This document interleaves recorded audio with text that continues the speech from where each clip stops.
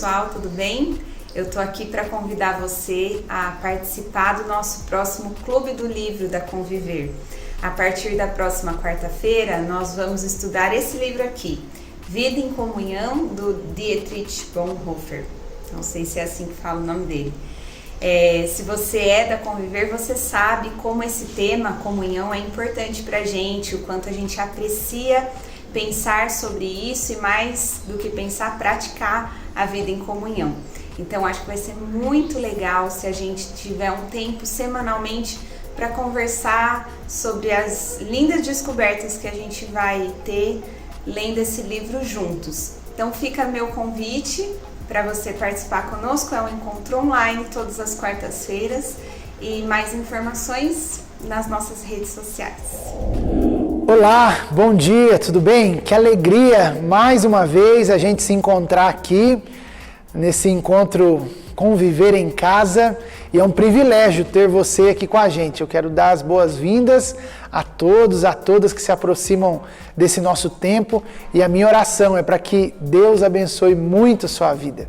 Se é a sua primeira vez aqui com a gente, eu quero convidar você a visitar a nossa rede social, o Instagram, Conviver Jundiaí. Ali você vai ter muitas informações a respeito da nossa comunidade e, mais do que isso, se você quiser se conectar com a gente, mande uma mensagem para nós, a gente entra em contato com você, vai ser uma alegria poder conhecer você, podermos saber quem você é e, por que não, a gente ter esse privilégio de andar um pouco mais perto, tá bom? Eu quero orar para a gente começar esse nosso tempo e pedir a bênção de Deus sobre as nossas vidas. Vamos orar? Deus, muito obrigado por esse dia, obrigado porque o Senhor é um Pai amoroso, o Senhor é um Deus que nos ama, que cuida de nós, e nós temos experimentado isso dia após dia, e nós queremos dizer que nós te amamos, que o Senhor é o nosso bem mais precioso, Deus. Muito obrigado pela vida, obrigado por podermos separar esse tempo aqui para refletirmos, meditarmos na Tua Palavra. Que o Senhor fale conosco, abra os nossos ouvidos, abra a nossa mente, o nosso coração, e que a Tua Palavra nos confronte, nos desafie, nos leve a uma vida de obediência. É a oração que a gente faz aqui como família, em nome de Jesus. Amém e amém. Gente querida, nós estamos começando hoje uma nova série que começa nesse primeiro domingo de novembro e vai terminar no primeiro domingo de dezembro. E o nome dela é Vida em Comunhão. E nesse primeiro episódio, nesse primeiro momento aqui de hoje, nós vamos falar sobre a beleza da vida em comunidade. E o desejo de compartilhar sobre esse tema nasce dessa necessidade de nós lembrarmos algo que é muito essencial para nós que somos da Conviver, que é a temática dos relacionamentos. Você que já frequenta a Conviver há algum tempo sabe que isso faz parte da nossa visão, da nossa missão e também dos nossos valores. Queremos ser uma igreja relacional. No entanto, a gente vive dias difíceis, vivemos esse tempo de pandemia em que nós temos que evitar ao máximo aí as aglomerações. É um tempo que ainda exige cuidado. Esse tempo mudou todo o nosso formato aí, tivemos que migrar os nossos encontros para o meio digital. Então, isso é algo que faz parte agora da nossa realidade. No entanto, nesse tempo que nós passamos aí esse ano, não foi incomum conversar com muitas pessoas da nossa comunidade, e quando a gente falava do momento, falava da igreja, muitas pessoas, elas sempre lembravam isso: Davi, o que me faz falta, o que eu sinto falta é o nosso encontro, é aquele momento em que a gente pode sentar ao redor da mesa, onde a gente olha olho no olho, onde a gente tem um tempo de conversa. Por isso, nessa série Vida em Comunhão, nós queremos reafirmar aqui algumas verdades que são fundamentais e essenciais para essa nossa jornada comunitária. Talvez, e eu tenho visto isso e conversado com outros amigos pastores, um perigo que pode acontecer, e a gente que está voltando aí de forma gradativa, é muitos de nós fazer com que esse momento ele acabe se tornando um momento quinzenal ou mensal, e a gente perca de vista a importância dos nossos relacionamentos. Pessoas que talvez nesse momento de pandemia eram aquilo que elas estavam esperando para que os vínculos não fossem tão fortes, para que elas talvez até se afastassem da comunhão da igreja local. Mas, como eu disse, nesse tempo a gente quer reforçar aquilo que a gente acredita que é poderoso para a vida da igreja, que são os relacionamentos profundos e transformadores. A gente acredita, e eu particularmente, que não há nada mais poderoso na igreja do que discípulos que partilham a sua vida em comum, tá bom? Então a gente vai conversar sobre isso. E para começar essa nossa conversa, o título dessa série é baseado num livro do Dietrich Bonhoeffer, chamado Vida em Comunhão. Você deve ter ouvido aí, assistido o convite que a gente fez. Toda quarta-feira, a partir dessa quarta-feira, a gente vai conversar sobre o livro. E ele está servindo de guia para nós aqui, para essa conversa sobre vida em comunhão. Quando Bonhoeffer escreveu esse livro, o contexto dele era um seminário que ele abriu, um seminário, vamos dizer assim, clandestino, e ele viveu ali com 20 jovens, estudando teologia, vivendo aquela vida em comum. O governo nazista descobre o seminário, fecha aquele seminário, e dias depois o Bonhoeffer escreve esse livro narrando sobre essa vida em comunidade. O tempo ali, quando ele escreve o livro, é um tempo de solidão, é um tempo onde os encontros não poderiam mais existir. Então ele escreve sobre a importância dos relacionamentos, da comunhão, do encontro, e a gente quer partir por esse caminho também. Nós acreditamos que o encontro, que a comunhão, que a mesa, isso é muito valioso para a igreja, e nós queremos conversar aqui nesse tempo sobre a importância disso. Queremos tentar, no decorrer aqui da série, deixar muito claro para vocês o que nós acreditamos sobre relacionamento e sobre vida em comunhão. E eu quero começar falando sobre dois textos bíblicos aqui, onde a palavra aparece no Novo Testamento. O primeiro deles é Atos 2:42. Olha o que Lucas diz para nós: todos se dedicavam de coração ao ensino dos apóstolos, à comunhão, ao partir do pão e à oração. Um outro texto, 1 João, capítulo 1, versículo 3, diz o seguinte: anunciamo-lhes aquilo que nós mesmos vimos e ouvimos, para que tenham comunhão conosco. E nossa comunhão é com o Pai e com o seu Filho, Jesus Cristo. A palavra comunhão, ela tem um significado muito específico, que é relacionamento comunitário, parceria. Comunhão significa compartilhar da vida e compartilhar dos bens. Perceba você que comunhão não é algo que a gente faz, mas é uma realidade que nós vivenciamos. O texto que nós lemos aqui, tanto de Atos como de João, quando eles falam sobre comunhão, eles falam como uma realidade que eles experimentavam. O texto não diz que eles se reuniam para atividades sociais, porque muitos de nós confundimos aí comunhão com momentos específicos de sociabilidade. Mas não é nada disso. Nós estamos falando aqui de relacionamento comunitário, profundo, íntimo. Estamos falando aqui de parceria. Estamos falando aqui do partilhar vida, partilhar coração, porque esse é o significado da palavra comunhão. Bonhoeffer, nesse livro que a gente vai conversar sobre ele quarta-feira, no primeiro capítulo ele diz o seguinte: a fraternidade cristã não é um ideal que nós devêssemos realizar, mas é uma realidade criada por Deus em Cristo, da qual podemos tomar parte. Ou seja, A comunhão cristã é algo que Deus cria. O próprio Deus, através de Jesus, Ele faz com que a gente experimente essa realidade da comunhão. E Jesus é o fundamento, Jesus é a base para todos os nossos relacionamentos. Tentando definir, talvez ampliar um pouco mais esse conceito do que é comunhão, olha o que o Bonhoeffer diz aí. Comunhão cristã é comunhão por meio de Jesus Cristo e em Jesus Cristo. Pertencemos uns aos outros e tão somente por meio de Jesus.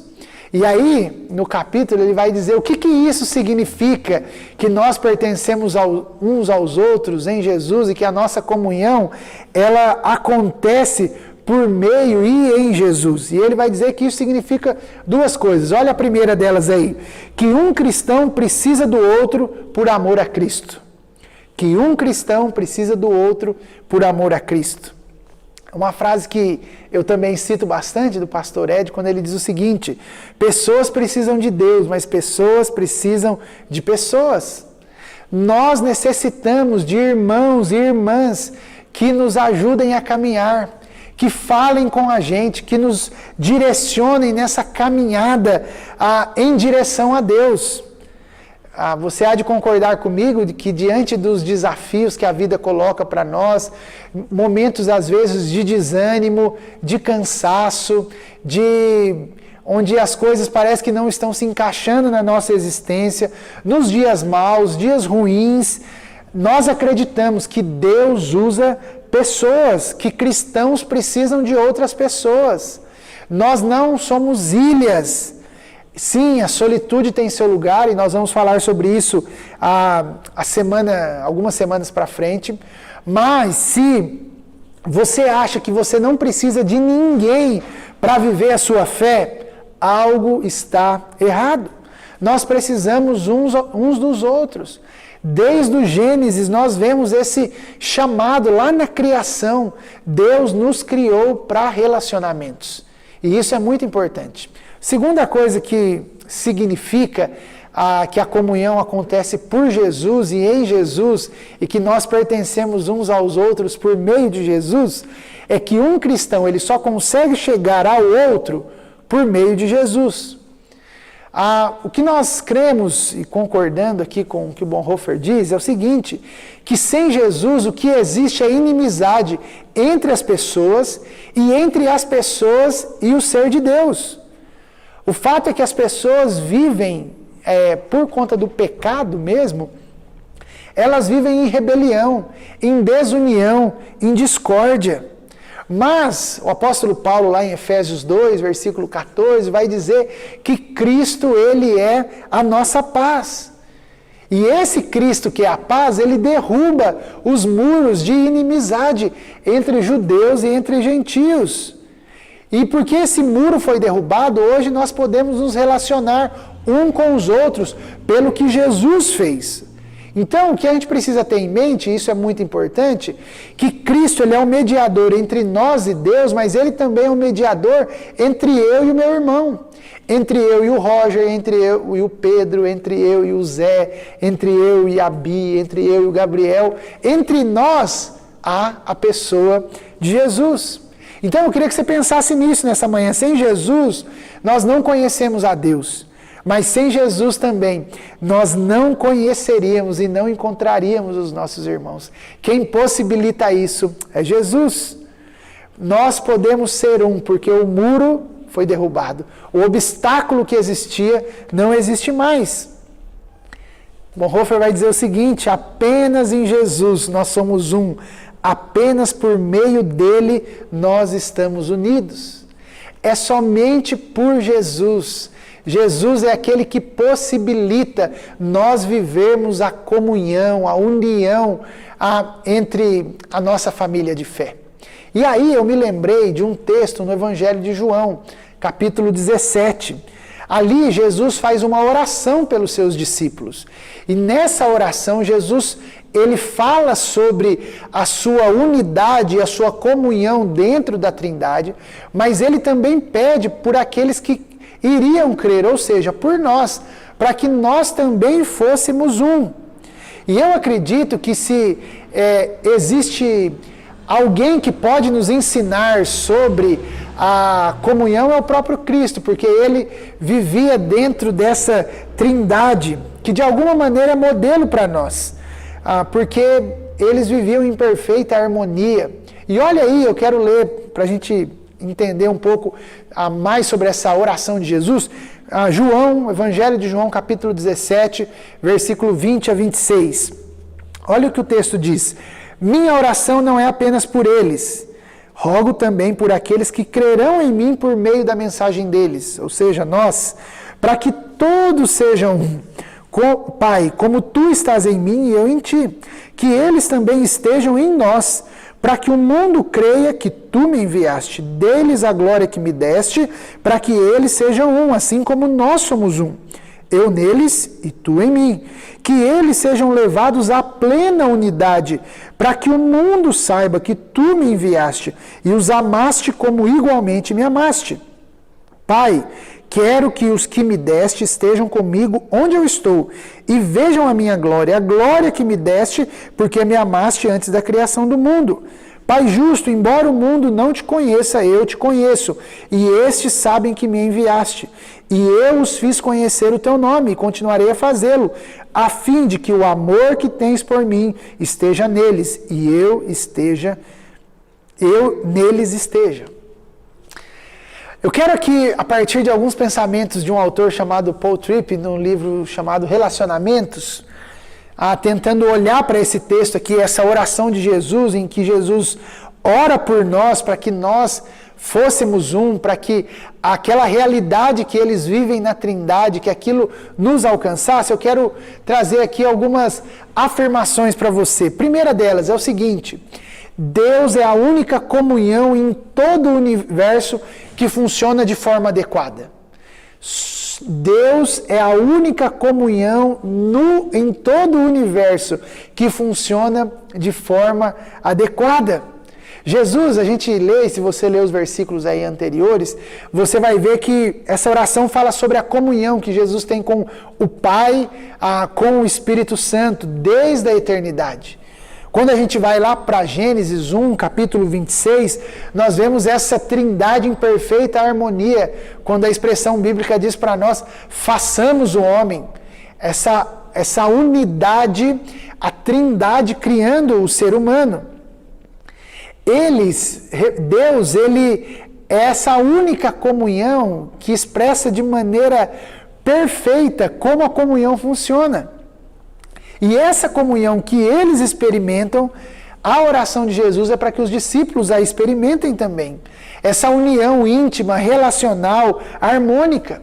De alguma maneira, alguns estudiosos vão dizer que João 17 está jogando luz sobre a comunhão que a Trindade tem desde lá, Gênesis 1, 26. Deus sabe o que é comunhão. A comunhão para Deus e para a Trindade funciona de forma adequada. E Ele espera que de alguma forma os seus seguidores vivam essa comunhão também. E Jesus aqui, Ele está orando para que os seus discípulos experimentem essa realidade. Mas em segundo lugar, a Trindade é o único modelo adequado para a comunhão humana. O padrão que Jesus usa na oração para falar dessa união dos discípulos é falando sobre a relação da Trindade. O modelo que os discípulos deveriam, ou podemos afirmar, devem seguir no que diz respeito à comunhão, é o que o Pai, o Filho e o Espírito Santo vivenciam desde o início da criação. A gente já falou sobre a pericorese, essa dança da Trindade, a Trindade que vive de maneira perfeita, plena, harmônica, desde a criação. Tem para mim que a gente às vezes fala pouco da Trindade como esse paradigma de relacionamentos. Mas eu quero afirmar aqui, talvez acender uma luz aí para a gente conversar até mais sobre isso. A Trindade é para nós esse modelo bíblico de relacionamento. Porque dentro desse relacionamento a gente vai experimentar amor, cooperação, unidade. Eu acredito, gente, se a gente quer aprender a viver de fato o que é comunhão, a gente precisa urgentemente pensar e agir a partir dessa vivência trinitária do Pai, do Filho e do Espírito Santo. Em terceiro, eu acredito que Deus tem um propósito duplo para a comunhão humana: maturidade e testemunho para o mundo. Eu acredito que a gente se relaciona e a gente vive em comunhão uns com os outros para crescimento, para que a gente amadureça. O fato de eu me relacionar espiritualmente, de alguma maneira isso tem de trazer, isso é natural, tá, gente? Gera crescimento em nós, amadurecimento, desenvolvimento. Quando eu tenho um amigo espiritual, quando eu tenho uma comunhão profunda, íntima com alguém, essa relação me faz com que eu me pareça mais com Jesus. Essa relação forma Jesus em mim. Então nós precisamos entender que a comunhão, um dos objetivos dela é fazer com que a gente cresça, que a gente amadureça. Mas também o texto vai dizer para nós que a nossa união é testemunho. A nossa união fala ao mundo. Segundo a oração de Jesus que nós lemos aqui em João capítulo 17, ela testemunha ao mundo. O próprio apóstolo João vai dizer que os discípulos, o mundo vai reconhecer os discípulos pelo seu amor uns pelos outros. Amor esse que só pode ser gerado através da comunhão. Então, deixa eu dizer para você que nós não podemos perder de vista nas nossas relações que o objetivo delas é glorificar a Deus através das nossas amizades espirituais, nos tornando semelhantes a Jesus e mostrando esse Jesus ao mundo. É por isso e para isso que nós nos relacionamos, crescemos, amadurecemos, mas também isso serve de testemunho para o mundo. O Paul Tripp vai dizer o seguinte: os nossos relacionamentos precisam ser moldados não por aquilo que nós queremos, mas por aquilo que Deus quer. Por último, em quarto ponto aqui, eu acredito que o egocentrismo nos distancia de Deus e das outras pessoas. E eu penso que é por conta disso que Jesus aqui, ele ora pela unidade, para que a gente fosse um, assim como a Trindade é um e o mundo reconhecesse Jesus nas nossas relações, porque ele sabe que no nosso coração nós queremos e nós podemos querer construir uma comunhão pela nossa própria força. Jesus sabia disso. Em muitos momentos nós achamos que nós sabemos o que nós precisamos fazer para termos comunhão uns com os outros. E porque nós achamos isso, Jesus ora por nós. O pecado, gente, faz a gente pensar assim.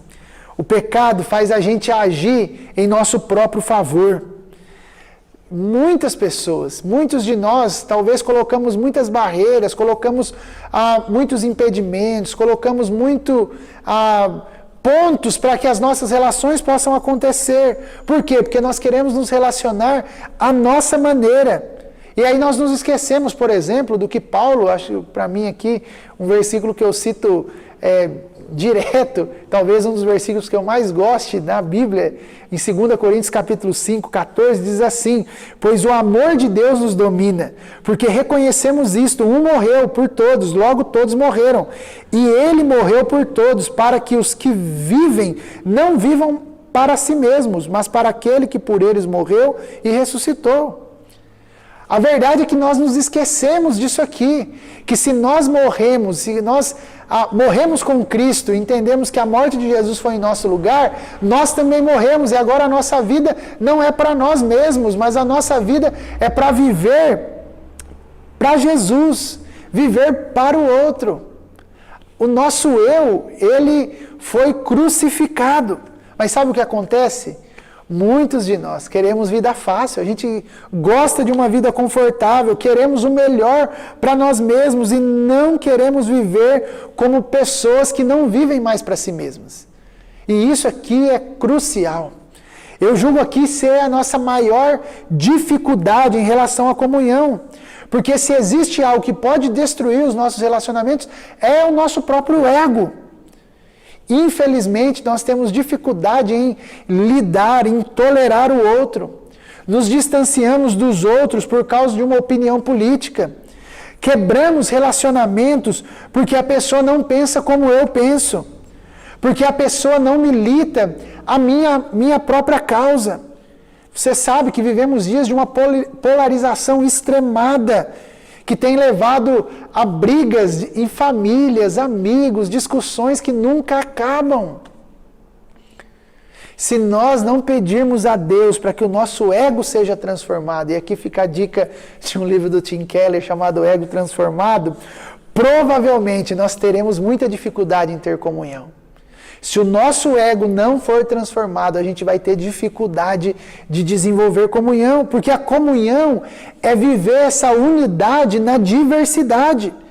Sim, nós somos diferentes, temos histórias diferentes, costumes diferentes, hábitos diferentes, mas o que nós temos que lembrar é que o que nos une é o Cristo, e isso deveria bastar para que o nosso ego não nos distanciasse. O que nos une é a pessoa e a obra de Jesus. Um equívoco muito comum quando a gente fala sobre comunhão é achar que a comunhão ela é gerada por afinidade musical, por afinidade intelectual, por faixa etária, por time, por tribo, por gosto. Mas deixa eu dizer isso, gente, isso tudo é secundário. Isso tudo não...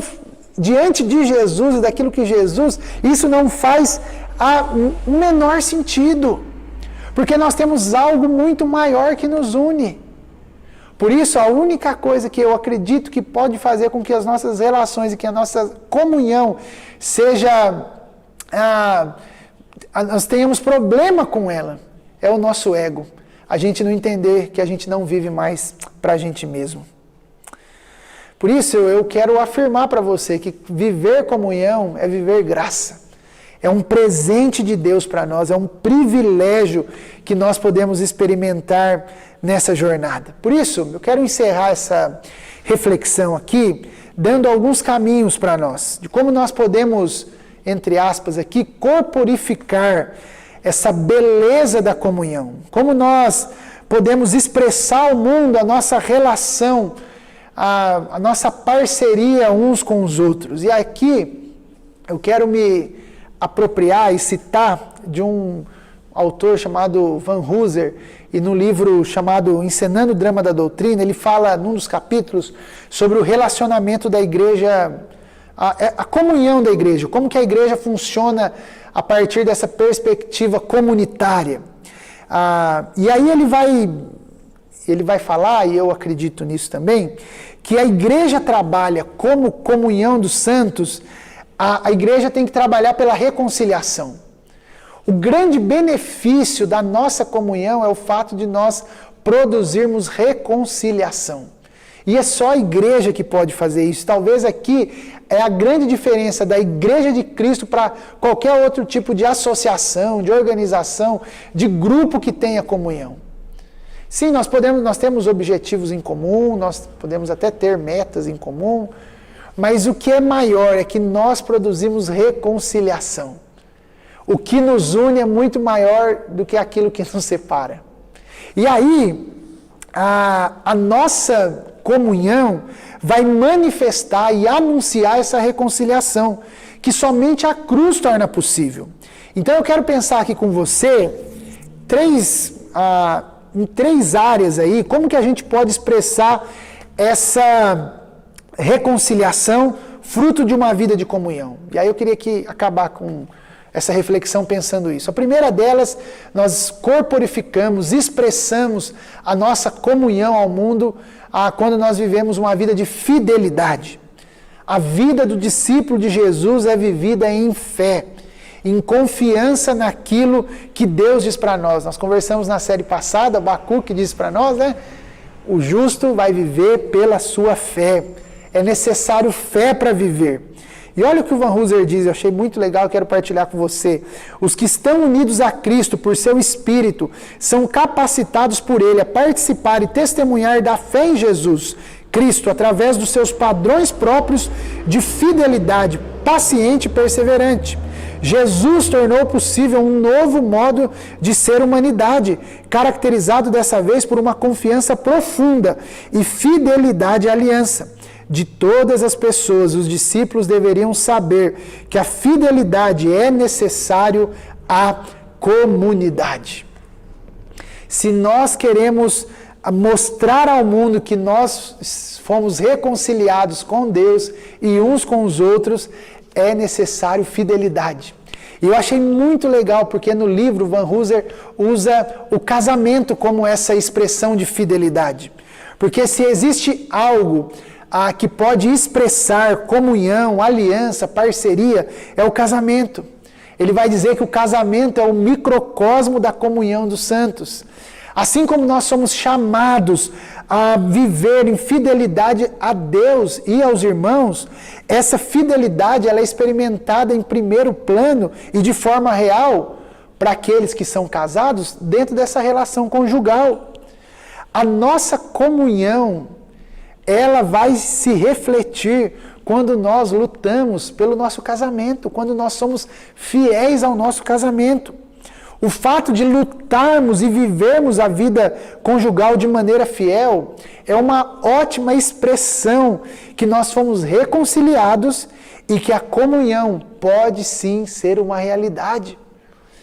Essa figura do casamento, ela expressa maravilhosamente essa marca, a marca da fidelidade. O mundo hoje precisa de referência. A gente acompanha aí as notícias, desde o início da pandemia, né? Os estudiosos aí estão apontando que o número de divórcios ele é crescente por causa da pandemia. Por isso, se você é casado e você quer refletir Deus, e se você quer refletir a sua comunhão com Deus, seja fiel ao seu marido. Marido, seja fiel à sua esposa, lute pelo seu relacionamento. Saiba que nessa relação de fidelidade, vocês estão expressando quem Deus é. Talvez você ainda não é casado, mas quais são as causas que demandam de você fidelidade? Há um chamado à fidelidade. Quando nós somos fiéis, Deus se manifesta. É uma maneira de nós mostrarmos, de corporificarmos ao mundo quem é Deus. Uma segunda maneira de nós expressarmos a nossa comunhão e a reconciliação que Cristo nos proporciona é através da generosidade. Então, um dos aspectos, e a gente falou isso na própria definição da palavra comunhão, né? Um dos aspectos da comunhão é a partilha. A partilha da vida, mas a partilha de bens também. A partilha daquilo que nós temos. Partilhar aquilo que a gente tem é uma outra forma de expressar que a gente foi reconciliado e que a gente vive em comunhão. Quando eu e você nós temos essa consciência, a gente expressa essa nossa comunhão, mas também, de alguma maneira, nós estamos crendo que Deus vai suprir a gente, que Ele é o nosso provedor. Não tenha medo. Talvez o medo, às vezes, de achar que vai faltar, que a gente não vai ter, impede a gente de ser generoso. Mas a gente não pode deixar que o medo nos impeça de compartilhar aquilo que nós já temos. Muitas pessoas imaginam, quando eu tiver, eu vou ter. Quando eu compartilharei. Quando eu conquistar alguma coisa, aí eu vou dizer. Não! A partir daquilo que Deus já tem dado para você, o que você pode compartilhar? O Scott Sai diz o seguinte: a fé na providência divina expulsa o medo da escassez. Quando nós compartilhamos, nós estamos crendo na soberania e na providência de Deus para nós. Por isso, sejamos generosos na nossa doação, sejamos generosos no nosso perdoar, no nosso amar. Homens e mulheres que transbordem em generosidade, não porque somos bons, mas unicamente porque temos essa consciência de que Deus foi generoso para conosco. Deus derramou graça, bondade e amor sobre nós e agora, em resposta àquilo que Deus fez para nós, nós nos tornamos generosos nas nossas relações. Isso mostra a nossa comunhão. E por último, Uma terceira forma que o Van Hooser diz para nós, e eu acredito que a gente demonstra que podemos viver vida em comunhão, é através da nossa hospitalidade. Uma das maneiras de nós expressarmos aí a nossa comunhão é sendo gente hospitaleira. Essa hospitalidade como esse gesto de graça de Deus, quando a gente abre a nossa casa, o nosso coração, àqueles que são estrangeiros e imigrantes, aqueles que não são da nossa família sanguínea. A gente tem que aprender, gente, ser hospitaleiro é isso, abrir a nossa vida para o outro, para o diferente. E quando Jesus fala de hospitalidade, ele está subvertendo as antigas convenções, desafiando os discípulos a serem hospitaleiros, não apenas com quem pode dar alguma coisa em troca. É muito fácil eu ser hospitaleiro com alguém que eu sei que, se eu precisar, vai ser hospitaleiro comigo. Mas Jesus, quando fala sobre isso, e quando ele mostra isso no Evangelho, ele vai mostrar para nós que a gente tem que ser hospitaleiro com quem passar pelo nosso caminho. Penso que esse é um chamado, e aí dentro da nossa comunidade, né, é um chamado ao acolhimento. A hospitalidade é um chamado ao acolhimento. E de alguma maneira isso tira a romantização da comunhão, como algo hippie ou alternativo. Vamos viver junto, vamos dividir os bens, vamos aí viver igual aos primeiros discípulos. Não é nada disso. Porque viver comunhão é acolher, é ser hospitaleiro. E isso dá trabalho, gente. Isso demanda esforço. Porque a gente, no esforço de acolher o outro, estamos acolhendo aquele que é diferente da gente. Por isso vai ter tensão. Vai ter, em alguns momentos, pode ter até briga. Mas a gente lembra o que faz com que a gente acolha uns aos outros, é o próprio Cristo. E aí a gente vai lidando com todas essas tensões. Eu sei que é muito comum hoje a gente querer viver cada um no seu quadrado. Cada vez os apartamentos menores para menos pessoas. Mas a comunhão cristã, a gente tem que lembrar disso, ela nos joga em direção ao outro, para que a gente exerça a hospitalidade. Termino com essa citação de Jean Vanier, dizendo o seguinte: acolher é um dos sinais de que a comunidade está viva. Convidar outros a viver conosco é um sinal de que não temos receio, de que temos um tesouro de verdade, de paz para compartilhar. Que a minha oração para nós é que a nossa comunidade possa de verdade experimentar o que é comunhão, como relação íntima, como parceria, esse compartilhar de vida, manifestada na nossa caminhada, manifestada através da nossa fidelidade a Deus, fidelidade a quem vive comigo, como minha esposa. E aí você pode pensar a quem você deve ser fiel e entender que isso manifesta ao mundo, mas também através da nossa generosidade e da nossa hospitalidade, do nosso acolhimento. Que o mundo possa perceber, ver a nossa reconciliação com Deus e ver que isso faz com que a gente tenha comunhão uns com os outros. Que através desses atos, através da nossa fidelidade, generosidade, hospitalidade, Deus seja glorificado e que a gente possa viver de fato o que é comunhão. Essa relação íntima, profunda de discípulos de Jesus, que para além das suas diferenças, entendem que o que une é Cristo e isso faz toda a diferença. Que você nesse tempo possa ser desafiado a viver vida em comunhão. Não viver apenas para si, mas entender que há um chamado de vivermos comunitariamente. E esse viver comunitário glorifica a Deus e mostra ao mundo quem a gente é e quem Cristo é. Que Deus nos abençoe, que Deus te abençoe e que eu e você possamos viver, mesmo nesses dias que nós estamos vivendo, distantes, que a gente viva vida em comunhão, para a glória de Deus. Amém e amém.